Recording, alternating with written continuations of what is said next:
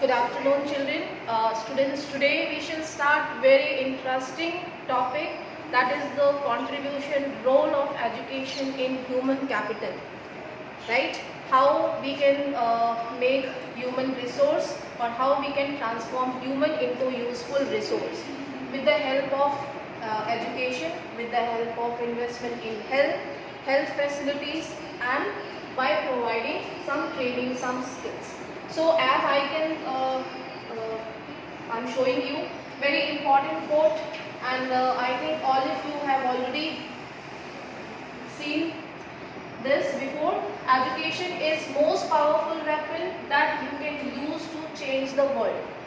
Are you getting, all of you? It is the most powerful weapon that you can use to change the world. So you have learned in French Revolution there were some intellectuals, philosophers, right, ideologists who actually brought about their conditions. They, they, with the help of their philosophy, with the help of their books, they actually contributed in the revolution.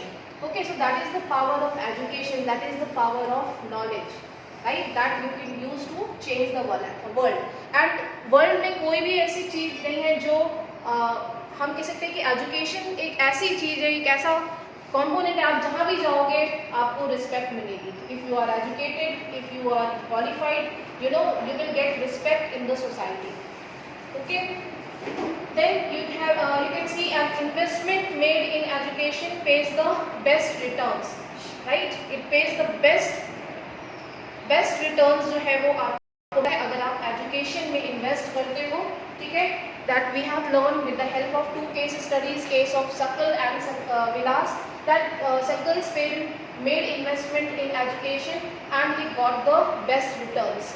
Okay, so you just write down this quote somewhere in your chapter, children, that education is most powerful weapon that you can use to change the world.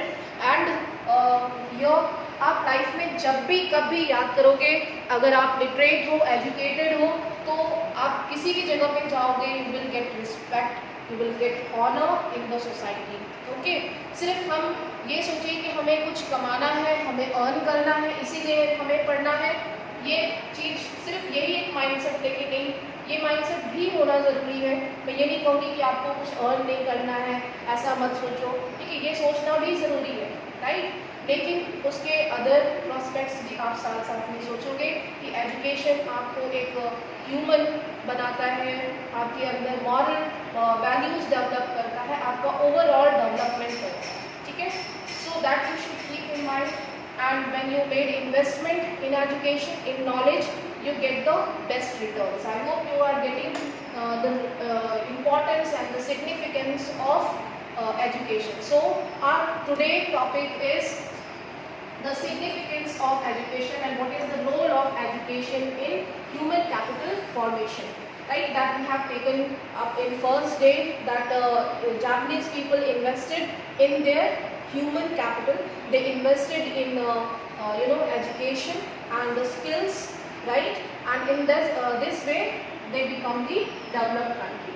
Now Sakal's education, I am starting from page number 20. All of you, I hope you have book with pencil. You can just write down. Some of the students sitting idle and just they listen कि ma'am कोई story सुना रही है और हमें बस सुनना है. ठीक है, आपका सिर्फ इतना ही काम नहीं है चिल्ड्रन, आपको ये नोट्स खुद से प्रिपेयर करने हैं. आप chapter wise, topic wise notes prepare करेंगे, and it is very helpful whenever you will open the book. Okay, you will come to know when questions will come from within the chapter. There are passages that come from within the chapter. Okay, so you should know. Okay, now look at this paragraph. I am starting from education. Sakal's education in the initial years of life bore him the fruits in the later years in terms of good job and salary. जैसे कि मैंने अभी आपको बताया, he got the best returns. We saw education was an important input for the growth of Sakal. It opened new horizons for him, provided new aspirations and developed values of life. जैसे कि मैंने अभी कहा, children की आपको सिर्फ इस investment से आपको सिर्फ रिटर्न्स नहीं मिलने वाले. ठीक है। इसके अलावा आपकी ओवरऑल डेवलपमेंट हो रहा है, आपका एक स्कॉलस्टिक डेवलपमेंट के साथ एक को स्कॉलस्टिक डेवलपमेंट भी होता है, आपका एक हम कह सकते हैं कि वैल्यूज ऑफ लाइफ जो है वो डेवलप होते हैं, आपकी इंटरपर्सनल स्किल्स डेवलप होती है, आपका कॉन्फिडेंस बढ़ता है अगर आप एजुकेटेड हैं तो, आपकी एस्पिरेशंस, आपकी जो विशेस हैं वो बढ़ती हैं कुछ करने की, ठीक है।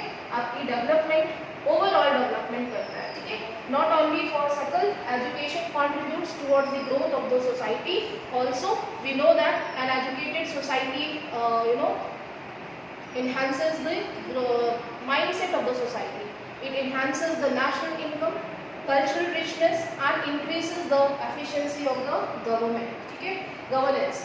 You can see, you will just mark down कि क्या importance है education की.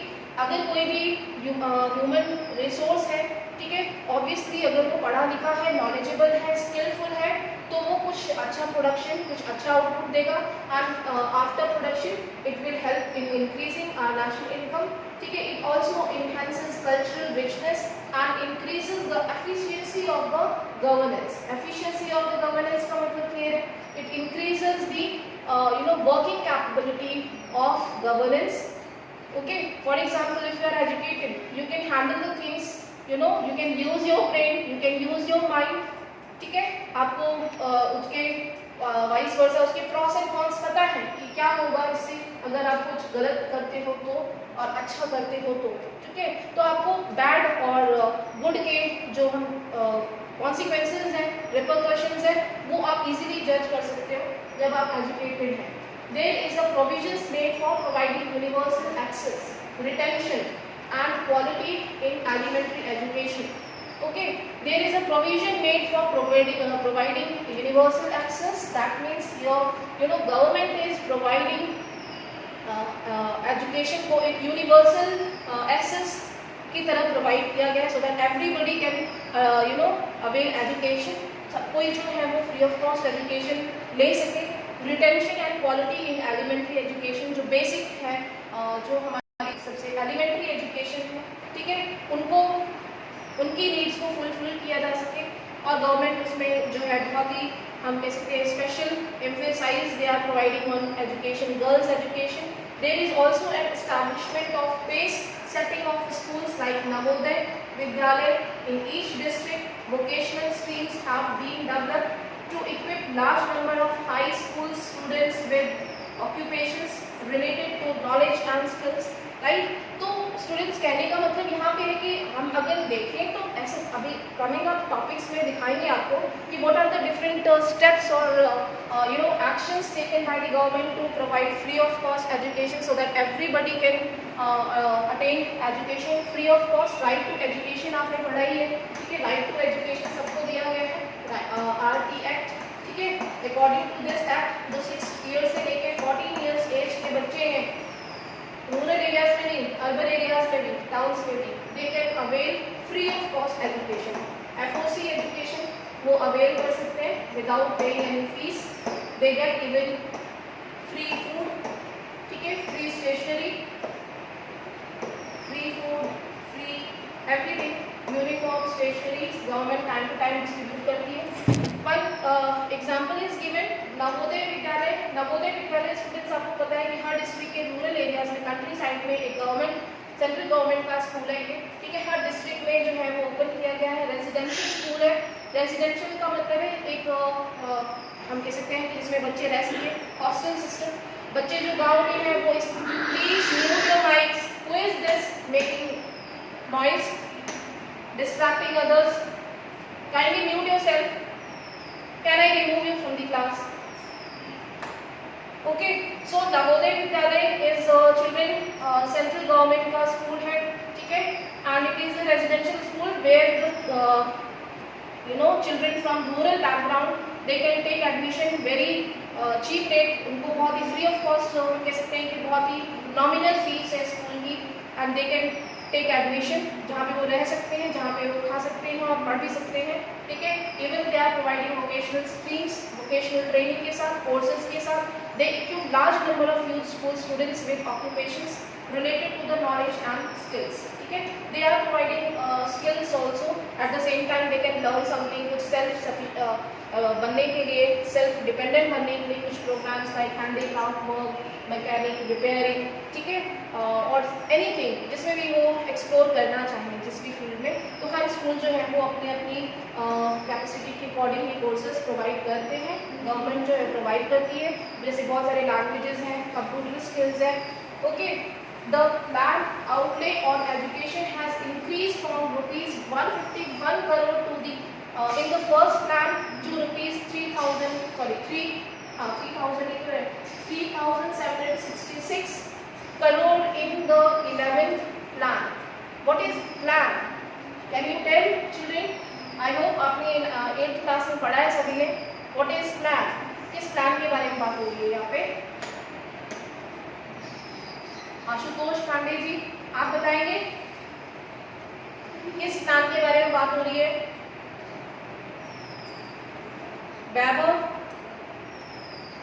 Babar, can you tell which plan we are talking in this topic? Yes. Please. Providing education plan. Education plan. Okay. Divya, Shreya. Yes, please speak. We are talking government plans. Okay. आप लोगों ने पंचवर्षीय योजना सुनी है? पंचवर्षीय योजना हिंदी में बता रही है, पंचवर्षीय 5 ईयर प्लान्स। ठीक है, जो भी गवर्नमेंट आती है, ठीक है, तो वो 5 ईयर के लिए प्लान्स बनाती है। जैसे 5 ईयर्स के लिए आती है ना, एक गवर्नमेंट का जो टेन्योर होता है वो 5 ईयर्स का होता है। ठीक है, तो जब वो आती है तो वो 5 ईयर्स के लिए प्लान बनाती है। ठीक है, अगर 5 ईयर प्लान कंप्लीट नहीं हुआ, कोई बीच में गवर्नमेंट आ गई इन बिटवीन, तो पहले वाला प्लान ही कंटिन्यू होता है। ठीक है, फिर उसका जब टेन्योर प्लान खत्म हो जाएगा फिर दोबारा plan. This is called 5 year plans. ठीक है, 5 ईयर प्लान्स जो है वो 5 ईयर्स के लिए होते हैं। इसके लिए स्पेसिफिक एक मिनिस्ट्री है, दैट इज प्लानिंग कमीशन। ठीक है, प्लानिंग कमीशन का अभी जो नाम है वो क्या है, कोई बता सकता है? It is current information, it is called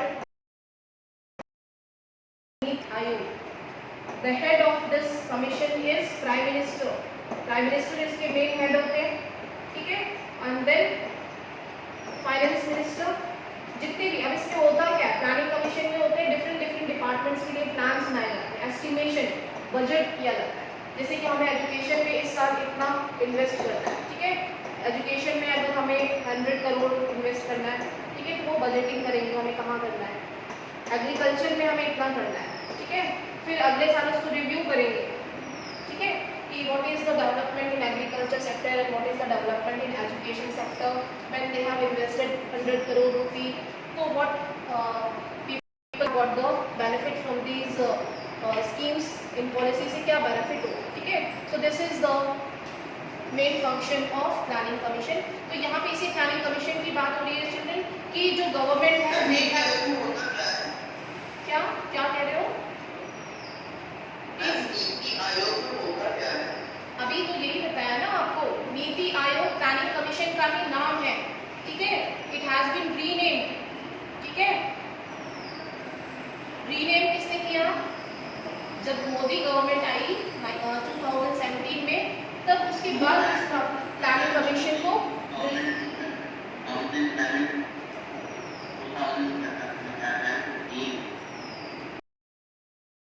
2016